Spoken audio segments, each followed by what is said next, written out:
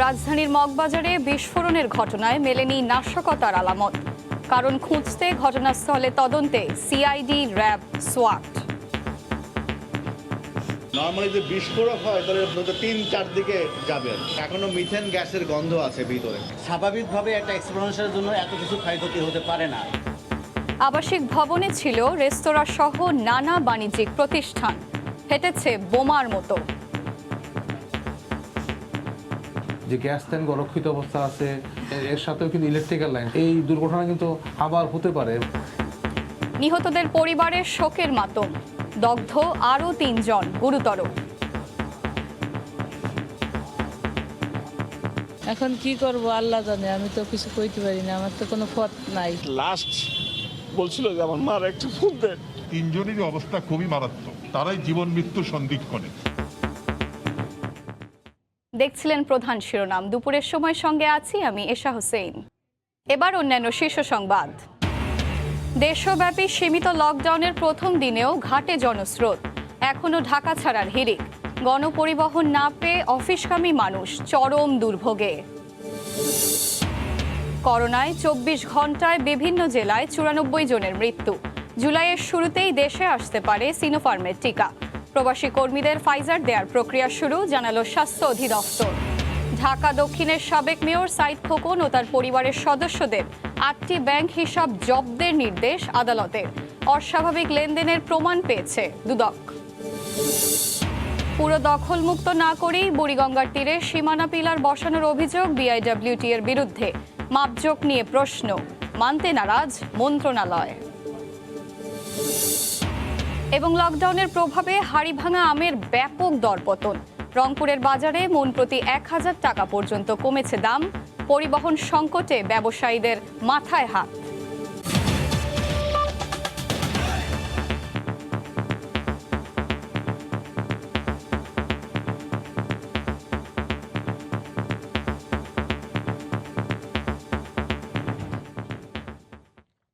রাজধানীর মগবাজারে আবাসিক ভবনে বিস্ফোরণের ঘটনায় মেলেনি নাশকতার আলামত। পাওয়া গেছে মিথেনের অস্তিত্ব। দুর্ঘটনাস্থল পরিদর্শন করে একথা জানান পুলিশ মহাপরিদর্শক। তবে প্রকৃত কারণ খুঁজতে ঘটনাস্থলে তদন্তে নেমেছে সিআইডি, র্যাব ও সোয়াট। ভূমিকম্পের মতো প্রথমে তীব্র কম্পন হয়ে বিস্ফোরিত হয় ভবনটি। প্রাণে বাঁচলেও সেই ভয়াবহতা মনে করেই শিউরে উঠছেন অনেকেই। বিস্ফোরণের ভয়াবহতা স্পষ্ট হয়ে ফুটে উঠেছে দিনের আলোতে। চারদিকে শুধু ধ্বংসের চিহ্ন। মগবাজারের রাখিনীর নামের 3 তলা আবাসিক ভবনটির শুধু কাঠামো দাঁড়িয়ে কোনো মতে। আজকে ও চালাতে চাই না গাড়ি, কয়েকদিন না গাড়ি চালাবো না, আমার শরীরটা ভালো লাগে না। কিস্তির জন্য আর কি ও নামছে, পরে আসার পরে তো আমরা দেখি সে মারা গেছে। ঘটনাস্থল জুড়ে সোমবার সকাল থেকে তৎপর আইন শৃঙ্খলা রক্ষাকারী বাহিনী, পুলিশ, র্যাব, সিআইডির crime scene unit, counter terrorism, bomb disposal unit উপস্থিত হয়ে সংগ্রহ করে আলামত। চলছে জোর তদন্ত। ঘটনাস্থল পরিদর্শন শেষে এই ঘটনাকে মর্মান্তিক দুর্ঘটনা উল্লেখ করে আইজিপি জানান, আবাসিক ভবনটির নিচে তারা পেয়েছেন মিথেন গ্যাসের অস্তিত্ব। গ্লাসের ভাঙা টুকরা ছাড়া অন্য কিছু কিন্তু আমরা পর্যন্ত খুঁজে পাইনি। তারপরে ভিতরে এখনো মিথেন গ্যাসের গন্ধ আছে ভিতরে। তবে মেলেনি নাশকতার কোনো আলামত। যদিও বিস্ফোরণের কারণ জানতে পুলিশ ও ফায়ার সার্ভিসের 2টি তদন্ত কমিটি কাজ করে যাওয়ার কথা জানান আইজিপি। এই পর্যায়ে দেখে মনে হচ্ছে এটা ট্রেমেন্ডাস শক ওয়েভ তৈরি হয়েছে। শক ওয়েভটা তৈরি হয়েছে কীভাবে যদি দেখি আমরা টেকনিক্যাল দিক থেকে, তাহলে দেখা যাবে যে একটা লক্ষ্য হচ্ছে এই দিকটা। নর্মালি যে বিস্ফোরক হয় তাহলে বহুমুখী, মানে যদি ওই ধরনের বিস্ফোরক হয় এটা অন্তত 3-4 দিকে যাবে আর কি। কিন্তু এটা দেখেন একদিকে, একমুখী। শুধু গ্যাস লিকেজে এত বড় বিস্ফোরণকে অস্বাভাবিক উল্লেখ করে ভবনের নিচতলার শর্মা হাউসে হাইড্রোকার্বনের উপস্থিতি মিলেছে বলে জানায় বিস্ফোরক পরিদপ্তর। ইলেকট্রিক্যাল এক্সপ্লোশনও হতে পারে, অথবা আপনার অনেকেই বলেছেন যে সিলিন্ডার বিস্ফোরণের বিষয় থাকতে পারে। তারপরে গ্যাস পাইপলাইনের যে পাইপলাইন আছে সেখানে লিকেজ থাকতে পারে। যে ক্ষুদ্র কারণেই দুর্ঘটনা হোক না কেন, প্রকৃত যে বিষয়টা সেটা আমরা তদন্ত সাপেক্ষে আপনাদেরকে অবহিত করতে পারবো। এদিকে বিস্ফোরণের পর থেকে নিখোঁজ রাখিনীরের মালিক। ঘটনার পর ভবন মালিকরে অনেকেই তাদের আত্মীয় স্বজনে ফোন দিছে। ফোন দেওয়ার পরে তার মোবাইলটা বন্ধ এবং তার অনেক আত্মীয় স্বজন আসছিল তাদের খোঁজ করতে, তার কোনো খোঁজ পাওয়া যায়নি। রোববার সন্ধ্যা 7:30টার পর হঠাৎই বিকট শব্দে বিস্ফোরিত হয় আবাসিক ভবনটি। বিস্ফোরণ এতটাই প্রকট ছিল যে আশপাশের বিভিন্ন স্থাপনা ও পাশের রাস্তায় থাকা 2টি বাসও ক্ষতিগ্রস্ত হয়। মার্জিয়া মুমু, সময় সংবাদ, ঢাকা। সবশেষ খবর জানাতে এই মুহূর্তে মগবাজারে দুর্ঘটনাস্থলে আছেন সহকর্মী মার্জিয়া মুমু। আমরা সরাসরি চলে যাচ্ছি তার কাছে। মুমু, ভয়াবহ বিস্ফোরণে মগবাজারে ক্ষতিগ্রস্ত শান্তিনীর আবাসিক ভবনটির মাঝখানে দাঁড়িয়ে আছি। আমার চারপাশে শুধুমাত্র ধ্বংসস্তূপ এবং ধ্বংসের চিহ্ন। গতকাল রাতে যে ভয়াবহ বিস্ফোরণ ঘটেছিল তাতে এই 3তলা আবাসিক ভবনটি পুরোটাই বিধ্বস্ত হয়েছে। শুধুমাত্র কোনোভাবে এর দেয়ালের যে কাঠামো রয়েছে সেগুলো কোনোভাবে খুঁটির মাধ্যমে আসলে পড়ে আছে, কিন্তু সেগুলো কিন্তু ঝুঁকিপূর্ণ রয়েছে। আজ সকাল থেকে আইনশৃঙ্খলা রক্ষাকারী বাহিনী এই বিস্ফোরণের কারণ জানতে এই ঘটনাস্থলে তারা জোর তদন্ত চালিয়েছেন, সংগ্রহ করেছেন আলামত। ইতিমধ্যেই 3টি সংস্থা কিন্তু পৃথকভাবে তারা সংবাদ সম্মেলন করেছেন। প্রথম সংবাদ সম্মেলনটি এসেছে বাংলাদেশ পুলিশের মহাপরিদর্শক ডক্টর বেনজির আহমেদ থেকে। তিনি জানিয়েছেন মগবাজারের এই বিস্ফোরণের ঘটনাস্থলে তারা প্রাথমিকভাবে প্রচুর পরিমাণে মিথেন গ্যাসের উপস্থিতি দেখতে পেয়েছেন। তিনি জানিয়েছেন এই ভবনটির নিচতলায় যে শর্মা হাউসটি ছিল সেটিতে প্রচুর পরিমাণে মিথেন গ্যাস জমা হয়েছিল এবং তার ফলশ্রুতিতে এই আবাসিক ভবনটিতে বিস্ফোরণের ঘটনা ঘটতে পারে বলে তিনি জানিয়েছেন। পাশাপাশি তিনি বলেছেন যে ফায়ার সার্ভিসের থেকে যে 5 সদস্যের পৃথক কমিটি গঠন করেছে, তার পাশাপাশি বাংলাদেশ পুলিশের থেকেও একটি কমিটি গঠন করা হয়েছে। সেই কমিটি এই বিস্ফোরণের ঘটনায় তদন্ত করবে। এর পরবর্তী যে দ্বিতীয় সংবাদ সম্মেলনটি সেটি করেছেন বিস্ফোরক পরিদপ্তরের এক প্রধান পরিদর্শক আবুল কালাম আজাদ। তিনি ঘটনাস্থল পরিদর্শন করেছেন এবং তিনি জানিয়েছেন যে শুধুমাত্র গ্যাস লিকেজ থেকে আসলে এত বড় বিস্ফোরণ সেটি কিন্তু একেবারে অস্বাভাবিক ঘটনা। পাশাপাশি তিনি ও তার দল এই ঘটনাস্থল থেকে হাইড্রোকার্বন নামে পদার্থের কিন্তু উপস্থিতি পেয়েছেন এবং সেটি তিনি গণমাধ্যমকে জানিয়েছেন। এবং তৃতীয় এবং সবশেষ যে সংবাদ সম্মেলনটি হয়েছে সেটি হচ্ছে ফায়ার সার্ভিসের পক্ষ থেকে। আপনি জানেন যে বিস্ফোরণের পর কিন্তু ফায়ার সার্ভিসের 14টি ইউনিট রাতভর কাজ করেছেন। তারা একটু আগেও পর্যন্ত কিন্তু তারা উদ্ধার তৎপরতা চালিয়েছেন এবং ফায়ার সার্ভিসের কর্মীরা বলছেন যে এই যে মগবাজারে যে বিস্ফোরণের ঘটনাটি ঘটেছে সেটি কিন্তু নারায়ণগঞ্জে মসজিদে যে গ্যাস বিস্ফোরণ ঘটেছিল সেটির সাথে কিন্তু তারা সাদৃশ্য খুঁজে পেয়েছেন। যদিও ঠিক কোন কারণে প্রধানত এই ভয়াবহ বিস্ফোরণের ঘটনাটি ঘটেছে সেটি জানার জন্য কিন্তু তারা বলছেন সময় লাগবে। আপনাকে যদি জানিয়ে রাখতে চাই, ভয়াবহ সেই বিস্ফোরণে এখন পর্যন্ত কিন্তু 150-র বেশি মানুষ আহত হয়েছেন এবং শিশু ও নারী সহ 6 জন মানুষের প্রাণহানির ঘটনা ঘটেছে। রাজধানীর মগবাজারে ভবনে বিস্ফোরণের সর্বশেষ খবর জানাচ্ছিলেন সহকর্মী মার্জিয়া মুমু। আবাসিক ভবনে দেদারসে বসছে দোকান রেস্তোরাঁ, নেই ভারী যন্ত্রপাতি, সক্ষমতা যাচাইয়ের বালাই। এ কারণে রাজধানীর ভবনগুলো যেন সুপ্ত বোমা। তদারকি বাড়িয়ে নিরাপত্তা নিশ্চিত করতে না পারলে মগবাজারের মতো প্রাণঘাতী বিস্ফোরণের পুনরাবৃত্তি ঘটবে বলে শঙ্কা জানিয়েছেন বিশেষজ্ঞরা। তারা বলছেন গ্যাস, বিদ্যুৎ, পানির লাইন ও ম্যানহোলের বিন্যাস পরিকল্পনা মাফিক না হলে দুর্ঘটনা ঠেকানো যাবে না। বিস্তারিত সালাউদ্দিন সুমনের রিপোর্টে। গত বছরের সেপ্টেম্বরে নারায়ণগঞ্জের তল্লায় মসজিদে ভয়াবহ গ্যাস বিস্ফোরণে প্রায় 150 মানুষ প্রাণ হারায়। এবছরের 24শে এপ্রিল একই এলাকার একটি ফ্ল্যাটে ঘটে গ্যাস বিস্ফোরণ। এর আগে গত 13ই মার্চ গাজীপুরের কাশিমপুর ভূঁইয়াপাড়া এলাকায় ঘটে একই ঘটনা। এছাড়া গত বছর রাজধানীর আফতাবনগরে একটি ফ্ল্যাটে 6 মাসের ব্যবধানে গ্যাস বিস্ফোরণে প্রাণ হারান বাবা ও ছেলে। এ ধরনের দুর্ঘটনার সবশেষ ভয়াবহ দৃষ্টান্ত মগবাজারে ভবনে বিস্ফোরণ। একের পর এক এ ধরনের দুর্ঘটনা এড়াতে বাণিজ্যিক ও আবাসিক ভবনের গ্যাস লাইন, ম্যানহোল সিস্টেম ও অগ্নি নিরাপত্তা ব্যবস্থায় নিয়মিত তদারকির তাগিদ দিলেন ফায়ার সার্ভিসের এই সাবেক কর্মকর্তা।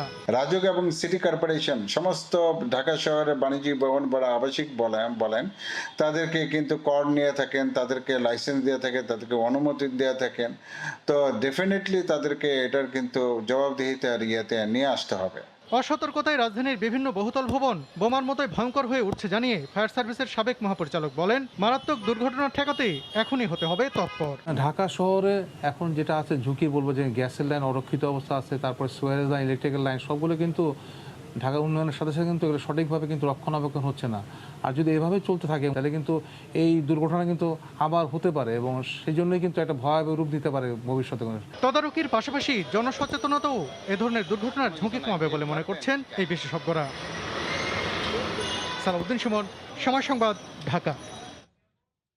অন্য প্রসঙ্গ, আজও মুন্সিগঞ্জের শিমুলিয়া ঘাটে ঘরমুখো মানুষের ভিড়। ফেরিতে গাদাগাদি করেই দিচ্ছেন পদ্মা পাড়ি, স্বাস্থ্যবিধি নেই কোনো বালাই। মুন্সিগঞ্জ থেকে আবু সাইদের ক্যামেরায় বিস্তারিত জানাচ্ছেন নাসিরউদ্দিন উজ্জ্বল। সকাল থেকে জনস্রোত আছড়ে পড়ছে শিমুলিয়া ফেরিঘাটে। জরুরি ও পণ্যবাহী পরিবহনের পাশাপাশি ফেরিতে পারাপার হচ্ছেন হাজার হাজার যাত্রী। ঘাটে ফেরি ভিড়লে যানবাহন নামার আগেই হুড়মুড় করে ওঠানামায় ব্যস্ত হয়ে পড়ছে মানুষ। আইন শৃঙ্খলা বাহিনীকেও পরোয়া করছেন না তারা। কাজ নাই, থাকার জায়গা নাই, আমি খাবো কি, এই জন্য আমি চলে যাচ্ছি। আমাদের খুব কষ্ট হইতেছে সব দিক দিয়ে আর কি। নিম্ন আয়ের মানুষ 200 টাকা আইছি, 70 টাকার ভাড়া। দূরপাল্লার কোনো বাস নেই, এই জন্য অনেক কষ্ট হয়েছে। সবাই তো দেশে যাচ্ছেই, যে কোনো ওয়েতে না হয়ে যাচ্ছে। ঘাটে যানবাহনের চাপ ঠেকাতে সিরাজদি খান, শ্রীনগর ও শিমুলিয়ার হিলসা মোড়ে পুলিশের চেকপোস্ট বসানো হয়েছে। এছাড়াও পথে পথে ব্যারিকেড থাকা সত্ত্বেও এত গাড়ি ও মানুষ কিভাবে ঘাটে আসছে, এমন প্রশ্নের উত্তর নেই কারো কাছে। পুলিশে অনেক হয়রানি করতেছে, গাড়ি ভাড়া বেশি লাগতেছে। অনেকক্ষণ আটকানোর পর 50 টাকা দেওয়ার পরে পুলিশ আসছে। একাধিক চেকপোস্ট রয়েছে, এরপরেও দেখা যায় অনেক সময় কিছু কিছু গাড়ি অন্যান্য রাস্তা দিয়ে চলে আসছে। বিআইডব্লিউটিসি জানিয়েছে বহরের 16টি ফেরির 15টি চলাচল করছে। নাসিরউদ্দিন উজ্জ্বল, সময় সংবাদ, মুন্সিগঞ্জ। সীমিত পরিসরে লকডাউনের প্রথম দিনে গণপরিবহন চলাচল বন্ধ থাকায় দুর্ভোগে পড়েন অফিসগামী মানুষ। বাধ্য হয়ে পায়ে হেঁটেই রওনা দিচ্ছেন গন্তব্যে। এদিকে দূরপাল্লার বাস না থাকার সুযোগে অতিরিক্ত ভাড়ায় যাত্রী পরিবহন করছে বিভিন্ন ব্যক্তিগত গাড়ি। রাজধানী বিভিন্ন মোড়ে মোড়ে এভাবেই ঠাঁই দাঁড়িয়ে অফিসগামী সাধারণ মানুষ। কোনো ব্যক্তিগত গাড়ি বা সিএনজি অটোরিকশা দেখলেই ঝাঁপিয়ে পড়ছেন সবাই। গন্তব্যে যেতে স্বাভাবিকের তুলনায় 5 থেকে 10 গুণ ভাড়া হাঁকায় হতাশ হয়ে আবারও অপেক্ষা। লকডাউনের প্রথম দিনে রাজধানী তো বটেই, এর আশপাশের এলাকাতেও ছিল নানা পরিবহনের দৌরাত্ম্য। ছিল না শুধু যাত্রীবাহী বাস। তাই স্বাভাবিকভাবেই স্বল্প আয়ের বিভিন্ন শ্রেণী পেশার মানুষ পড়েছেন বিপাকে। ঘন্টার পর ঘন্টা দাঁড়িয়েও যানবাহন না পেয়ে দুপায়ের উপর ভরসা রেখেছেন খেটে খাওয়া শ্রমজীবী মানুষ। হেঁটে আসতে হচ্ছেন, কি বাচ্চা অসুস্থ, তার ঘরে বসে থাকতে পারি না বাচ্চাকে নিয়ে। অফিস খোলা রাখবে আর লকডাউন দিলে আসলে তো এটা মানে কাম্য না। মিরপুর 1 নম্বরে যাইমো, প্রায় 1.5 ঘন্টা হয়ে গেছে গা, কোনো গাড়ি ঘোড়া নাই, সব গাড়ি চলতেছে, আমাদের বাস নেই। অফিস টাইম হলে বসে ফোন বলতেছে আপনি হেলিকপ্টার আসলে আসবেন, অফিস আপনার করতে হবে, চাকরি বাসায় তোলে। ঘরে বসে থাকলে চাকরি থাকবে না, রাস্তা বেরোলে পুলিশের গাড়ি ঘোড়া আমরা উঠতে পারবো না। এদিকে দূরপাল্লার বাস বন্ধ থাকায় অবাধে যাত্রী পরিবহন করতে দেখা গেছে বিভিন্ন ব্যক্তিগত গাড়িতে। গাদাগাদি আর স্বাস্থ্যবিধির তোয়াক্কা না করেই অতিরিক্ত যাত্রী বোঝাই করে ঢাকা ছেড়েছেন মানুষ। গাড়ির জন্য দাঁড়ায় আছি, মানে গাড়ি খুব সংকট, আর ভাড়া অতিরিক্ত ভাড়া। বগুড়া যাচ্ছে, আমাদের ভাড়া নিচ্ছে 1800 টাকা করে। কারো মা অসুস্থ, কারো বাবা অসুস্থ, যেতে হবে না, এরা কিভাবে যাবে ভাই? সরকার তো তাদের জন্য কোনো ব্যবস্থা করে না। এদিকে রাজধানীর বিভিন্ন স্থানে চেকপোস্ট বসিয়ে তল্লাশি চালায় আইন শৃঙ্খলা বাহিনী। পুলিশ বলছে সরকারি সিদ্ধান্ত বাস্তবায়নে কাজ করছেন তারা। আমরা ব্যক্তিগত গাড়ি কোনোটাই আটকাবো না, শুধুমাত্র ব্যক্তিগত গাড়ির নাম দিয়ে কেউ যেন যাত্রী পরিবহন ভাড়ায় না চালায় সেই ব্যাপারটা আমরা ইনশিওর করছি। গণপরিবহন চলছে না, আমরা দেখছি বাস কোনোটাই রাস্তায় নামে নাই। আর 2-1টা সিএনজি সকালে দেখা গেছিল, আমরা ব্যবস্থা নিয়েছি, সবগুলোর বিরুদ্ধে আইনগত ব্যবস্থা নিয়েছি। আগামী 1 জুলাই ভোর 6টা পর্যন্ত চলবে সীমিত পরিসরে এই লকডাউন। তোহা খান তামিম, সময় সংবাদ, ঢাকা। এই মুহূর্তে রাজধানীর আব্দুল্লাহপুরে আছেন সহকর্মী তোহা খান তামিম। আমরা সরাসরি চলে যাচ্ছি তার কাছে। তামিম,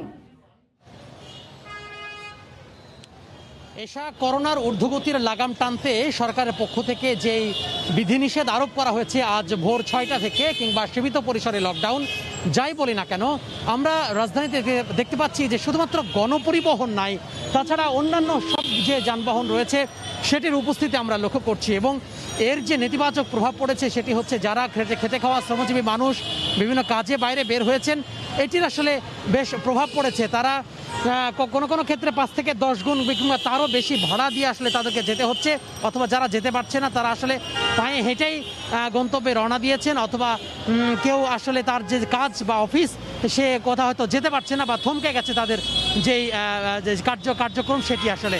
এবং আমরা দেখেছি যে রাজধানীর যে প্রবেশ পথগুলো রয়েছে, বিশেষ করে আবদুল্লাপুর কিংবা আমরা যদি যাত্রাবাড়ির কথা বলি অথবা গাবতলীর কথা বলি, তাহলে আমরা দেখতে পাচ্ছি যে প্রতিটি পয়েন্টে অর্থাৎ প্রবেশ পথগুলোতে তল্লাশি চেকপোস্ট বসিয়েছে আইনশৃঙ্খলা বাহিনী। পাশাপাশি রাজধানীর ভেতরে যে বিভিন্ন মোড়ে মোড়েও চেকপোস্ট বসিয়েছে এবং চেকপোস্ট বসিয়ে তারা যে তল্লাশি কার্যক্রম চালাচ্ছেন এবং বিভিন্ন যে প্রাইভেট কারগুলো রয়েছে, ব্যক্তিগত গাড়িগুলো রয়েছে, সেই ব্যক্তিগত গাড়িগুলো কিন্তু তারা নজরদারির মধ্যে আছেন এবং তারা বলছেন যে অনেকেই তাদের চোখ ফাঁকি দিয়ে, আইনশৃঙ্খলা রক্ষাকারী বাহিনীর চোখ ফাঁকি দিয়ে বিশেষ করে ব্যক্তিগত গাড়িতে যাত্রী বহন করছে, সেই বিষয়ে তারা আসলে তল্লাশি চালাচ্ছেন। যদিও আমরা দেখেছি যে শহরতলির ভেতরে অর্থাৎ এই যে রাজধানীর যে প্রবেশপথগুলো রয়েছে, প্রবেশপথের কিছুটা দূরেই পুলিশের চোখ ফাঁকি দিয়ে বা আইনশৃঙ্খলা রক্ষাকারী বাহিনীর চোখ ফাঁকি দিয়ে কিন্তু তারা এই যে বিভিন্ন যে প্রাইভেট কারগুলো রয়েছে সেগুলো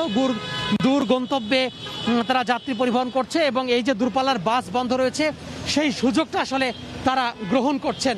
অর্থাৎ পুলিশের চোখ ফাঁকি দিয়ে তারা এই কাজটা চালিয়ে যাচ্ছেন এবং এক্ষেত্রে তারা কোনো কোনো ক্ষেত্রে কয়েক গুণ অর্থাৎ 5 থেকে 10 গুণ ভাড়া তারা আদায় করছেন এবং তারা গাদাগাদি করে যাত্রী পরিবহন করছেন। এতে করে এই যে স্বাস্থ্যবিধি অর্থাৎ করোনা সংক্রমণ লাগাম টানার জন্য, সংক্রমণ কমানোর জন্য যে বিধিনিষেধ আরোপ করেছে সরকার, সেটি আসলে সেই উদ্দেশ্যে আসলে ব্যাহত হচ্ছে। তো রাজধানীর আবদুল্লাপুর থেকে এই ছিল আমার হাতে সবশেষ। এশা। লকডাউন ঘোষণা ও গণপরিবহন বন্ধ থাকায় চরম দুর্ভোগে রাজধানীবাসী, সে বিষয়ে বিস্তারিত খবর জানাচ্ছিলেন সহকর্মী তোহা খান তামিম। দেশ জুড়ে দাপিয়ে বেড়াচ্ছে করোনা। ভারতীয় ধরন শনাক্তের পর থেকেই কোনোভাবেই নিয়ন্ত্রণে আনা যাচ্ছে না পরিস্থিতি। সবশেষ 24 ঘন্টায় করোনা ও উপসর্গে দেশের বিভিন্ন স্থানে হাসপাতালে 94 জন মারা গেছেন। এর মধ্যে উত্তর ও দক্ষিণ পশ্চিমাঞ্চলেই 72 জন। শনাক্তের হার সর্বোচ্চ খুলনা জেলায়, যা 71%। রিপোর্টার ও জেলা প্রতিনিধিদের পাঠানো তথ্য ছবি নিয়ে রিপোর্ট।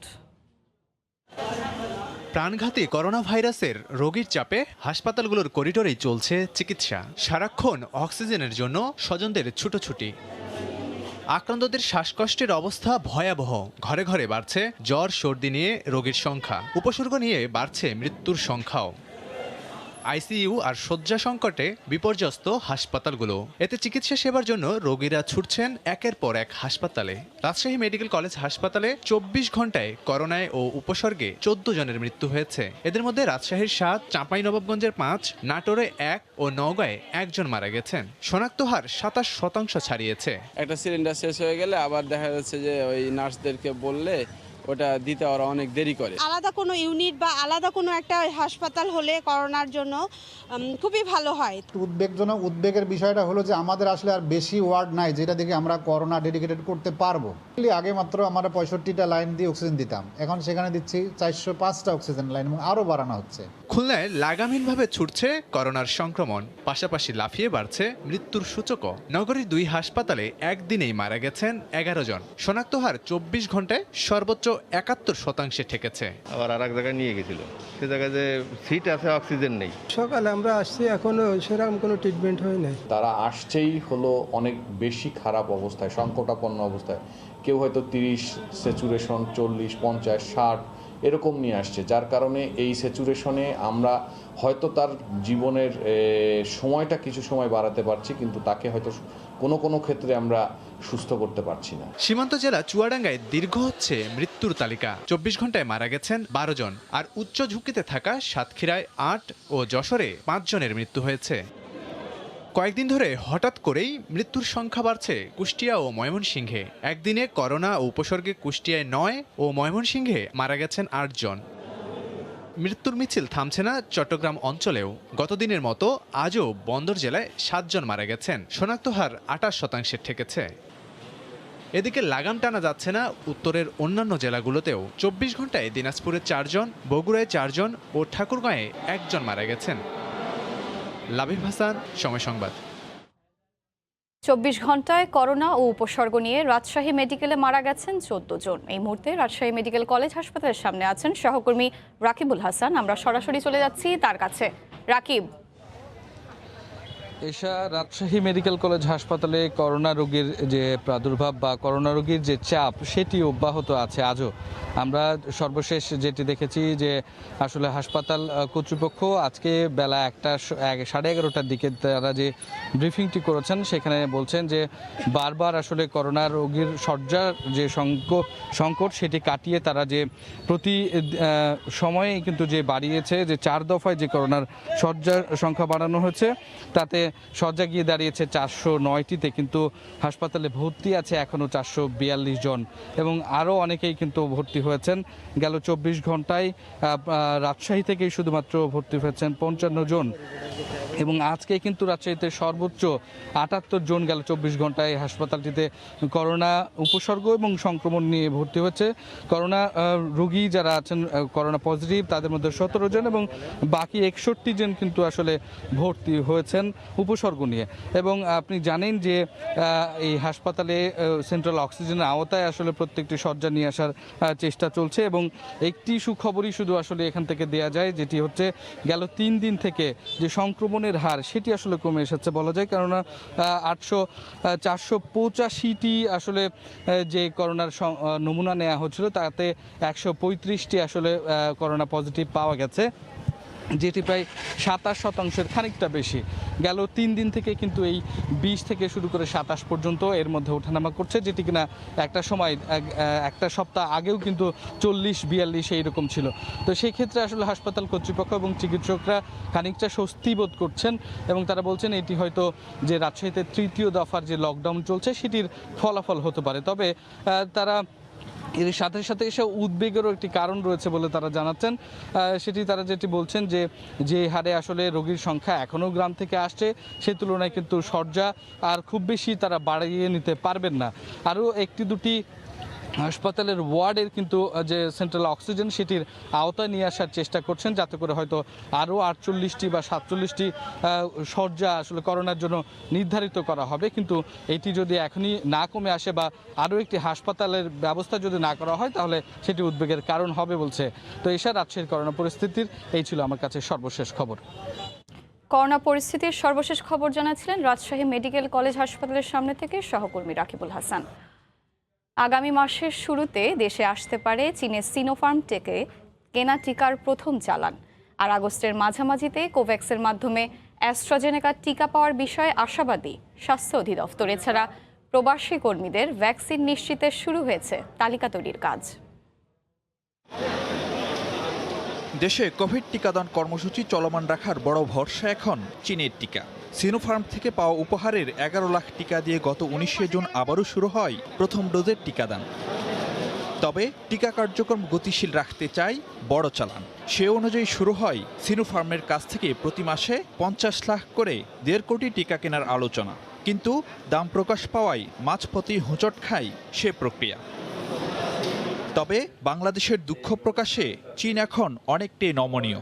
সোমবার রাজধানীতে এক অনুষ্ঠান শেষে স্বাস্থ্য অধিদপ্তরের মহাপরিচালক জানালেন জুলাইয়ের শুরুতেই আসতে পারে প্রথম চালান।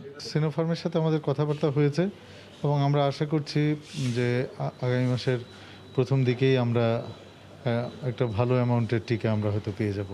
এদিকে টিকা পাওয়ার ক্ষেত্রে অগ্রাধিকার তালিকায় রাখা হয়েছিল প্রবাসী কর্মীদের, কিন্তু দৃশ্যমান অগ্রগতি দেখা না যাওয়ায় গত বৃহস্পতিবার প্রবাসী কল্যাণ ভবনের সামনে বিক্ষোভ করেন প্রবাসীরা। স্বাস্থ্য অধিদপ্তর বলছে তাদের ফাইজারের টিকার আওতায় আনতে শুরু হয়েছে প্রক্রিয়া। আমরা একটা তালিকা চেয়েছি প্রবাসী কল্যাণ মন্ত্রণালয় থেকে, ওনারা যাদেরকে সময় অনুযায়ী দিবেন, আমরা যে টিকাই দিই না কেন তাদেরকে তো একটা নির্দিষ্ট সময়ের গ্যাপে টিকাটা সম্পূর্ণ করতে হবে এবং টিকাটা একটা সার্টিফিকেট দিতে হবে। সেটার জন্যে আমরা আইসিটির সাথে কথা বলেছি যাতে কী করে তাদের সার্টিফিকেটটা দেওয়া যায় সেটার ব্যবস্থা নেওয়া, তারা কাজ করছেন এবং আমরাও ঠিক করেছি দ্রুততম সময়ে তাদের টিকাটা দেওয়া শুরু করার জন্য। এদিকে দ্বিতীয় ডোজ নিয়ে অনিশ্চয়তায় অ্যাস্ট্রাজেনেকার প্রথম ডোজ নেওয়া 14 লাখের বেশি মানুষ। এ সংকট কাটাতে কোভ্যাক্সের কাছে অ্যাস্ট্রাজেনেকার 20 লাখ ডোজ চাওয়া হয়েছে বলে জানান স্বাস্থ্যের মহাপরিচালক। তবে আগস্টের মাঝামাঝি চালান আসার সম্ভাবনা থাকলেও কি পরিমাণ ডোজ আসবে তা নিশ্চিত নয়। ফারুক ভাইয়া, রবিন, সময় সংবাদ, ঢাকা। মাপজোক করে অবশেষে বসতে শুরু করেছে ঢাকার আশেপাশের নদীর সীমানা পিলার। তবে স্থানীয়দের অভিযোগ, দখল করা অংশে কোনো স্থাপনা উচ্ছেদ করেনি বিআইডব্লিউটিএ। আর নদী কমিশন বলছে সব সংস্থা ছাড়া বিআইডব্লিউটিএ পিলার বসাতে গেলে পুরোপুরি নদী দখল মুক্ত নাও হতে পারে। মাহমুদ রাকিবের রিপোর্ট।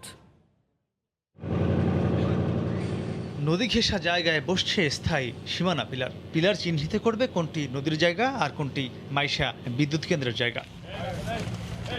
মূলত এই পিলার বসানো নিয়ে গেল বছর নানা জটিলতা সৃষ্টি হয়েছিল। শেষ পর্যন্ত আদালত গড়িয়ে 8টি সংস্থাকে সাথে নিয়ে সীমানা নির্ধারণ করে দেয় নদীরক্ষা কমিশন, যেখানে বলা হয়েছিল নদী ও তীরের 21 একর এবং জলাধারের 33 একর সহ মোট 54 একর জমি দখল করেছে মাইশা বিদ্যুৎ কেন্দ্র ও কথিত আরিশা অর্থনৈতিক অঞ্চল। এরপর সে অনুযায়ী এ মাসে শুরু হয় সীমানা পিলার বসানোর কাজ। তবে স্থানীয়রা বলছেন ভিন্ন কথা। সে ভোট করে আপনার পাওয়ার হাউস তৈরি করেছে, ওটা না ভেঙে উল্টা সীমানা পিলার দিয়ে ওটাকে বৈধ করে দেওয়া হচ্ছে। নদীরক্ষা কমিশনের সাবেক চেয়ারম্যান বলছেন বিএডব্লিউটিএ এককভাবে পিলার বসাতে গেলে মাপজোকে সমস্যা হতে পারে। তবে বিএডব্লিউটিএ এর দাবি নদী কমিশনের চিহ্নিত করা জায়গাতেই পিলার বসছে। 2020 সালের উচ্ছেদ অভিযানে আমার পেছনে থাকা এই বড় টাঙ্কিটিও ভেঙে দিয়েছিল বিএডব্লিউটি এর উচ্ছেদকারী দল। অথচ তা থেকে এখন আরও নদীর দিকে এসে এই নতুন স্থায়ী সীমানা পিলার বসাচ্ছে সংস্থাটি। তাহলে প্রশ্ন আসতেই পারে, কোনটি ভুল, উচ্ছেদ অভিযান নাকি এই নতুন সীমানা পিলার? তখন আসলামুল হক সাহেব নিজে উপস্থিত ছিলেন, কোনো জায়গায় হয়তো হতে পারে, কিন্তু এখন যে আমরা পিলার বসাচ্ছি সেটা হচ্ছে আমাদের ফোরশোর বরাবর পিলার বসানো হচ্ছে। আমরা নদী কমিশনের নির্ধারিত পিলার বসানোর জায়গা সেগুলো আমলে নিয়েই আমরা কাজ করছি। বিআইডব্লিউটিও মাপ তো সঠিক বলে এটা মেনে নেওয়া যাবে না। এটা তো হাইকোর্টের যে আদেশ সেই অনুসারে বলছে সবাই মিলে যাবে। সেখানে রাজুক থাকতে হবে, সেখানে ওয়াটার ডেভেলপমেন্ট বোর্ড থাকতে হবে, কারণ প্রত্যেকেই তো জমি সেখানে আছে। ওরা তো একা মাপলে হবে না, তারা তো এক্সপার্ট না মাপার। নৌ প্রতিমন্ত্রী বলছেন বাকি অংশ উদ্ধারের দায়িত্ব রাজুকের, আর রাজুক বলছে উদ্ধারে শিগগিরই তৎপরতা শুরু হবে। আমাদের যতটুকু কাজ এখানে আমরা কোনো কম্প্রোমাইজ করিনি। রাজুকের বা ড্যাবের জমি উদ্ধার করা আমাদের দায়িত্ব না। সরকারের উচ্চ পর্যায়ে থেকে যদি অনুমতি পাওয়া যায় সেক্ষেত্রে রাজুক আইন অনুযায়ী তার জলাধার পুনরুদ্ধার করার জন্য প্রয়োজনীয় ব্যবস্থা গ্রহণ করবে। 2020 সালে মাইশা পাওয়ার প্ল্যান্ট ও আরিশা ইকোনমিক জোনের নদীর জায়গা দখল করা অবৈধ অংশ উচ্ছেদ করতে এসে ব্যাপক তোপের মুখে পড়তে হয়েছিল বিআইডব্লিউটিএকে। তবে শেষ পর্যন্ত কিছুটা হলেও প্রশ্নবিদ্ধভাবে এই এলাকার নদীর স্থায়ী সীমানা পিলার বসাচ্ছে সংস্থাটি। যদিও স্থানীয়রা বলছেন এত কিছুর পরেও নতুন করে আবারও নদীর সীমানা পিলারের মধ্যে এই সারি সারি বাঁশ পুঁতে নদীর জায়গা পুনরায় দখলের চেষ্টা করছে মাইশা পাওয়ার প্ল্যান্ট ও আরিশা ইকোনমিক জোন। মাহমুদ রাকিব, সময় সংবাদ, কেরানীগঞ্জ, ঢাকা। রংপুর সিটি কর্পোরেশনের 6টি প্রকল্পে দুর্নীতির অভিযোগ তদন্তে ফাইল তলব করার পরও দুদকে পাঠানো হয়নি ফাইলগুলো। এই বিষয়ে দুবার চিঠি দেওয়া হয়েছে। একই সঙ্গে কর্পোরেশনের তত্ত্বাবধায়ক প্রকৌশলী কি করে একাই 5টি প্রকল্পের পরিচালক হলেন তাও জানতে চাওয়া হয়েছে। মেয়র চিঠি পাওয়ার কথা স্বীকার করে দ্রুত ব্যবস্থা নেওয়ার কথা জানান। রতন সরকারের রিপোর্ট, ছবি তুলেছেন শাকিল মাহমুদ। ৮,০০০ খুঁটি সহ নগরীর ৩৩টি ওয়ার্ডে এলইডি বাল্ব স্থাপনে ৪৯ কোটি টাকার বিশেষ একটি প্রকল্পের কাজ শেষ হবার কথা চলতি বছরের ডিসেম্বরের মধ্যে। চলতি সপ্তাহ পর্যন্ত ১৮০০ খুঁটি ও বাল্ব স্থাপনের কাজ শেষ করেছে ঠিকাদারি প্রতিষ্ঠান অ্যাডেক্স।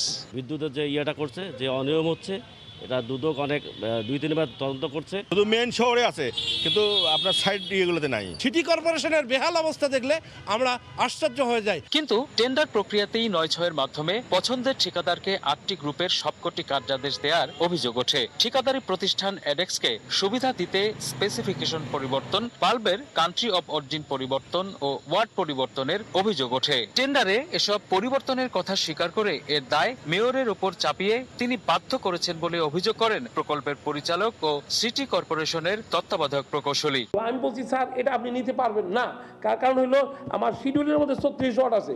কয়েকে এটা আমার কথা আপনি লেখেন, আমি ফাইল আমি নোটে লিখে দিই। উনি তখন লিখে দিয়েছে। 21 এপ্রিলের মধ্যে প্রকল্পের সকল রেকর্ড ও নথিপত্র জরুরি ভিত্তিতে তলব করে প্রথম 29 মার্চ চিঠি দেন অনুসন্ধানী কর্মকর্তা হিসেবে নিয়োগ পাওয়া দুদকের সহকারী পরিচালক মানসী ঘোষ। কিন্তু নির্ধারিত সময়ের পরও সাড়া না পেয়ে আরেক দফা চিঠি দেওয়া হয়েছে বলে টেলিফোনে নিশ্চিত করেন সংশ্লিষ্ট কর্মকর্তা। আমি রেকর্ডপত্র চাইছিলাম, রেকর্ডপত্র পাঠাই নাই। মেয়র দুদকের চিঠি পাওয়ার কথা স্বীকার করে দ্রুত সকল নথি পাঠানো হবে বলে জানান। যা চাইছে আমরা তাই দেবো। হ্যাঁ, এখানে যদি কারো কোনো দুর্নীতির আলামত থাকে, কোনো দুর্নীতি থাকে, তাহলে তারা পানিশমেন্টের আওতায় আসবে। পাশাপাশি 33টি ওয়ার্ডে এসব স্ট্রিট লাইট স্থাপনের টেন্ডার হলেও সিটি কর্পোরেশনের বর্ধিত ওয়ার্ডগুলোতে কেন বসানো হবে না তার একটা ব্যাখ্যা দেন মেয়র। যতটুকু বিদ্যুৎ বিল দেওয়ার ক্ষমতা আমাদের সিটি কর্পোরেশন আছে, আমাদের বিদ্যুতায়ন কাজটা অতদূর পর্যন্ত আমরা রাখবো। সিটি কর্পোরেশনের দুর্নীতির বিরুদ্ধে ক্ষোভ প্রকাশ করছেন সরকার দলীয়রা। হাফিজুর রহমান সাহেব এবং ওনার ভাই, ওনার পরিবারের লোকজন প্রতিটি কর্মকাণ্ডের সাথে জড়িত রয়েছে। উনি দুর্নীতি করেন, আবার সরকারের কর্মকর্তা জড়ায়। উনি দুর্নীতি করেন, আবার আমাদের সরকার প্রধানকে জড়াতে পারে। এটা ঠিক না। একই চিঠিতে 210 কোটি টাকার জলাবদ্ধতা নিরসন ও অবকাঠামো উন্নয়ন প্রকল্প, 25 কোটি টাকার different road in Rangpur city, প্রায় 114 কোটি টাকার যানবাহন ও যন্ত্রপাতি ক্রয় প্রকল্প, 60 কোটি টাকার অবকাঠামো এবং ড্রেন কাম ফুটপাত প্রকল্পের নথিও তলব করেছে দুদক। রতন সরকার, সময় সংবাদ, রংপুর। প্রতিদিনের ব্যবহারে নানা সামগ্রী প্রাণঘাতী হয়ে উঠছে পরিবারের ছোট্ট সদস্যটির জন্য। অভিভাবকদের অসতর্কতা ও দুষ্টুমির ছলে শিশুর মুখ হয়ে শ্বাসনালীতে আটকে ভয়াবহ যন্ত্রণার কারণ হচ্ছে হিজাব পিন, সেফটি পিন, খেলনার সামগ্রীর অংশবিশেষ, এমনকি ওষুধও। রাশেদ বাপির রিপোর্ট, ছবি তুলেছেন নুরুল আলম নয়ন। হাসপাতালের বিছানায় মায়ের সঙ্গে আনন্দ আর দুষ্টুমিতে সময় কাটছে নুহার, অথচ কদিন আগেও ছিল জীবন মরণের সন্ধিক্ষণে। মায়ের ভুলের মাসুল গুনতে হয় 6 বছরের এই ছোট্ট শিশুটিকে। ঘটনার সূত্রপাত গত 14 মে। মায়ের হিজাব পিন মুখে নিয়ে খেলার এক পর্যায়ে তা চলে যায় নুহার শ্বাসনালীতে। আমি উঠালে দাঁড়াই রয়েছি, ওর পিছনে দিয়ে একটা সুই নিয়ে আসি, মুখে করে নিয়ে আসছে। ওই সুইটা হাসতে হাসতে গিলি ফেলায়। এভাবেই কেটে যায় 16টি দিন। এক পর্যায়ে কিছু শারীরিক সমস্যা দেখা দিলে এক্স-রে রিপোর্টে ধরা পড়ে সুইটি। ঘটনার 1 মাসের মাথায় রাজধানীর একটি বেসরকারি হাসপাতালে ব্রঙ্কোস্কোপির সাহায্যে ফুসফুস থেকে বের করে আনা হয় সূচালো প্রাণঘাতী ধাতব পদার্থটি। ম্যাডাম, আমার মেয়ের ফিনটা সহজে 10 মিনিটের ভিতরে বের করছে। প্রায় একই পরিণতির শিকার 8 বছরের শিশু মাদিহা। তবে খেলার ছলে নয়, ওষুধ খেতে অনীহাই কাল হয়েছে শিশুটির। অ্যান্টিবায়োটিক ওষুধটা দেওয়ার পরে ও খাইতে চায় নাই, পরে আমি জোর করে দেওয়াতে ওর গলা আটকে গেছে। পরের দিন সকাল থেকে ওর বুক ব্যথা। চিকিৎসক বলছেন, অসতর্কতায় যে কোনো বয়সী মানুষেরই ঘটতে পারে এমন দুর্ঘটনা। ভুলক্রমে অন্য কিছু শ্বাসনালীতে চলে যায়, তো বড়রা যেটা করে, এটা একটা বডি রিফ্লেক্সে কাশি দিয়ে ওটা বের করে দেয়। কিন্তু বাচ্চাদের সেই ম্যানেজটা করতে পারে না, অতি সহজে তাদের ওখানে ঢুকে যায়। সন্তান লালন পালনে অভিভাবকদের আরও বেশি সতর্ক থাকার পাশাপাশি সরকারি হাসপাতালে আধুনিক সেবা চালুর দাবি চিকিৎসকদের। তসবির দানা, সেফটি পিন, হিজাবের পিন, তার কাটা, তো এই জিনিসগুলি অবশ্যই বাচ্চাদের কাছ থেকে সবসময় দূরে রাখতে হবে। সামান্য অসাবধানতা বা অসতর্কতা শিশুর জীবনকে ফেলে দিতে পারে ঘোর সংকটে। বিশেষজ্ঞ চিকিৎসকরা বলছেন, শিশুর এমন অনাকাঙ্ক্ষিত দুর্ঘটনা প্রতিরোধে বিকল্প নেই অভিভাবকদের সচেতনতার। রাশেদ বাপ্পি, সময় সংবাদ, ঢাকা। মন্ত্রিসভার বৈঠক শেষে সচিবালয়ে কথা বলছেন মন্ত্রী পরিষদ সচিব। আমরা সরাসরি যুক্ত হচ্ছি সেখানে। কারণ এখন তো যেমন ধরেন হাইওয়ে যেটা হচ্ছে, সব হাইওয়ের পাশে 2টা স্লো মুভিং গাড়ির লেন থাকবে। এখন বিধি দিয়ে মেনশন করে দিবে, বার করে দেবে যে সিএনজি উঠতে পারবে না, সিএনজি রিক্সা উঠতে পারবে না, এগুলো বিধি দিয়ে মেনশন। এখন তো হলো জাস্ট একটা নোটিফিকেশন বা জেনারেল একটা সব টোটাল ম্যানেজমেন্ট সিস্টেমটাই এই আইনের আন্ডারে হবে। ওকে,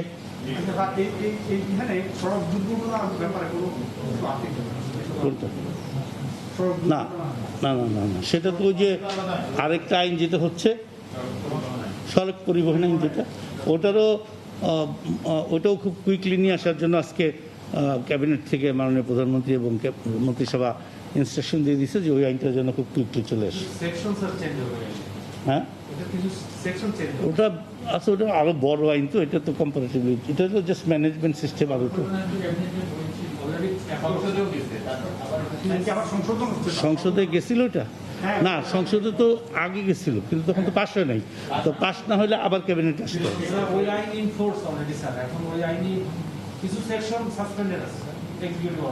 যাই হোক, ওটা ইনস্ট্রাকশন দিয়ে দেওয়া হয়েছে যে ওই আইনটার জন্য আবার সময় উপযোগী করা।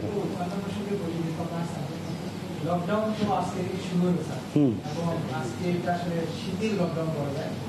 গাড়ি ঘোড়া গণপরিবহন চলতেছে না, কিন্তু প্রাইভেট গাড়ি একদম মানে ব্যাপক বাস না চলে থেকে মানুষ খুব সাফার করতেছে, যেহেতু প্রাইভেট গাড়ি করতেছে অফিসে লোকজন যাচ্ছে, এক তারিখ থেকে কি সবই বন্ধ হবে কিনা স্ট্রিক্ট ভিউতে যাচ্ছি আমরা, এতটুকু শুধু বলে দিলাম। 1 তারিখ থেকে আপনার 1 তারিখ ভোর 6টার থেকে আমরা 7 তারিখ রাত 12টা পর্যন্ত খুবই স্ট্রিক্ট ভিউতে যাচ্ছি আমরা।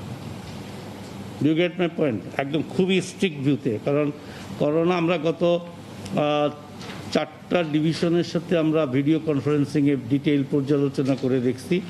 সেখানে ফিল্ড লেভেলের সবাই ছিলেন, কমিশনাররা, ডিসিরা, DIG, SP, civil surgeon, director, আমাদের পাবলিক রিপ্রেজেন্টেটিভ, মেয়র সাহেবরা, উপজেলা চেয়ারম্যান সবাই ছিলেন। সব ধরনের সবারই বক্তব্য এবং আমাদের যে গ্রাফিক প্রেজেন্টেশন তাতে দেখা যাচ্ছে যে একটা major portion of the country আপনার অরেঞ্জ বা রেড বা ব্রাউন হয়ে যাচ্ছে। তো সুতরাং এখন আমাদের একটা স্ট্রিক্ট মানে ওই লকডাউন ঠিক মানে নিষেধাজ্ঞা ছাড়া আপনার রেস্ট্রিকশন ইম্পোজ করা ছাড়া উপায় নেই, কিন্তু কিছু বাস্তব কারণের জন্য 30 তারিখ পর্যন্ত আমরা করতে পারছি না। তো সেই জন্য 1 তারিখ থেকে আপনাদের গতকালকে প্রজ্ঞাপনে ছিল শুধুমাত্র রিক্সা চলবে, 1 তারিখ থেকে রিক্সা কি মানে বন্ধ হবে? আর আরেকটা প্রশ্ন হচ্ছে দরিদ্র জনগোষ্ঠীর কি হবে, তাদের খাবার দাবার? এটা আজকে ক্যাবিনেট মিটিংয়ে আমাদের ডিজাস্টার ম্যানেজমেন্ট মিনিস্ট্রির মন্ত্রী মহোদয়কে ক্লিয়ারলি ইনস্ট্রাকশন দিয়ে দেওয়া হয়েছে সোশ্যাল সেফটি নেটের আওতায় যথাসম্ভব যেটা গত বছর করা হয়েছিল সেরকমভাবে একটা প্রোগ্রাম সব চকআউট করে, বিশেষ করে শহর এলাকায় একটা বেশি প্রবলেম হয় সেগুলোও যেন একটু ওয়াচ রাখে এবং তাদের জন্য যথাযথ সাহায্য নিশ্চিত করা যায়। এটাই তো যে একদম আমরা 1 তারিখ থেকে স্ট্রিক্ট লকডাউনে মানে রেস্ট্রিকশনে যাচ্ছি ইনশাল্লাহ।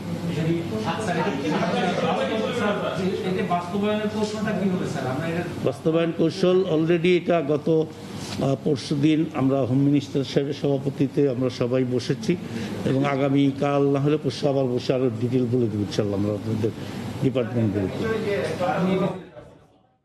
মন্ত্রিসভার বৈঠক শেষে সচিবালয়ে কথা বলছিলেন সচিব, এতক্ষণ আমরা সরাসরি যুক্ত ছিলাম সেখানে।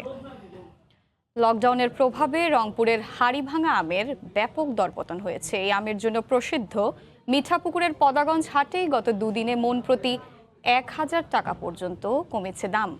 শাকিল মাহমুদের ক্যামেরায় রতন সরকারের রিপোর্ট। 2 দিন আগেও ক্রেতা বিক্রেতার হাকডাকে ভোর হতো হাড়িভাঙা আমের প্রধান হাট পদাগঞ্জে। তবে এখন বেলা অনেকটা গড়ালেও ক্রেতাদের উপস্থিতি নেই খুব একটা। লোকসানের দুশ্চিন্তায় আছেন কৃষকদের কাছ থেকে মোটা টাকায় বাগান কিনে নেয়া ব্যবসায়ীরা। লকডাউনের কারণে দূরের ব্যবসায়ীরা আম কিনতে যেতে পারছেন না, এতে কমেছে আমের দাম। প্রতি মন আম বিক্রি হচ্ছে 1200 টাকায়, অথচ 2 দিন আগেও দাম ছিল মন প্রতি 2200 থেকে 3000 টাকা পর্যন্ত।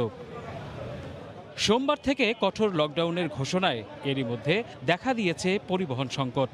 বাজারের অবস্থা খুবই খারাপ। হ্যাঁ, বর্তমানে আমরা আম নিয়ে খুব বিপদে আছি। একটা বাগান 1 লাখ টাকা দিয়ে কিনলাম, 50,000 টাকা আমাদের লাভ হবে, সেখানে দেখা যাচ্ছে যে আমার 20-30-50,000 টাকা লস হয়ে যাচ্ছে। দেশ বিদেশ থেকে যে পার্টিগুলি আসে, গাড়ি আসে, একটা গাড়িও আসতেছে না। না আসার কারণেই এই আম বিক্রি হয়তো 2000 টাকা, এখন দাম করতেছে 800 টাকা 900 টাকা। বেচা কিনা কম, চলতেছে কম মাল, মোকামা আসাটাও রিস্ক, গাড়ি ভাড়া বেশি। এই সুযোগে কুরিয়ার সার্ভিসগুলো আম পরিবহনে কেজিতে 5 থেকে 6 টাকা করে বাড়িয়ে দিয়েছে। কুরিয়ার আমাদের একটু রেট বাড়াইছে আগের চাইতে, যাতে কাস্টমারগুলো সঠিকভাবে পায়, কম বুকে আমগুলো সঠিকভাবে পায়। ঢালাভাবে হলে তো সঠিকভাবে পাবে না তখন। গতবারের চেয়ে বুকিং মোটামুটি বেশি, যেহেতু আমের ফলনে এবার গতবারের চেয়ে বেশি। আমার অনলাইনের দিকেও মানুষ একটু ঝুঁকে পড়েছে। এবছর রংপুরে 7000 হেক্টর জমি জুড়ে রয়েছে হাড়িভাঙা আমের বাগান। রতন সরকার, সময় সংবাদ, রংপুর।